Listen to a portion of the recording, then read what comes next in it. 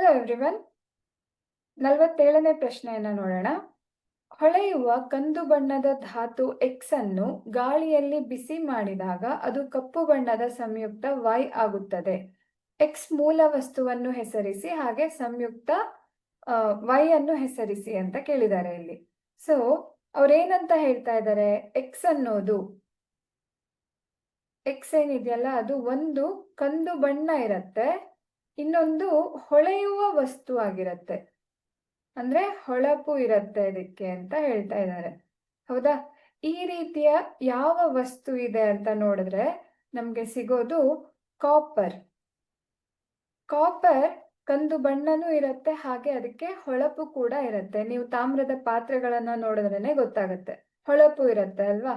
ಹಾಗೆ ಇನ್ನೊಂದು, ಯಾವಾಗ ಇದು ಗಾಳಿಯಲ್ಲಿ ಬಿಸಿ ಮಾಡ್ತೀವೋ, ತಾಮ್ರವನ್ನ ಗಾಳಿಯಲ್ಲಿ ಬಿಸಿ ಮಾಡಿದಾಗ ಅದೇನಾಗತ್ತೆ, ಗಾಳಿಯಲ್ಲಿರುವಂತಹ ಆಮ್ಲಜನಕದ ಜೊತೆಗೆ ವರ್ತಿಸಿ ಅದು ಕಾಪರ್ ಆಕ್ಸೈಡ್ ಆಗತ್ತೆ. ಈ ಕಾಪರ್ ಆಕ್ಸೈಡ್ ಕಪ್ಪು ಬಣ್ಣ ಇರತ್ತೆ, ಇದರ ಬಣ್ಣ ಕಪ್ಪು.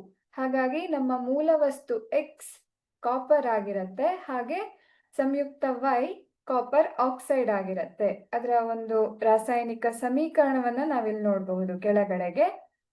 ಸೊ ಎಕ್ಸ್ ಮೂಲ ವಸ್ತು ತಾಮ್ರ ಆಗಿರತ್ತೆ ಮಕ್ಕಳೇ, ಹಾಗೆ ಸಂಯುಕ್ತ ವೈ ಕಾಪರ್ ಆಕ್ಸೈಡ್ ಅಂದ್ರೆ ತಾಮ್ರದ ಆಕ್ಸೈಡ್ ಆಗಿರತ್ತೆ.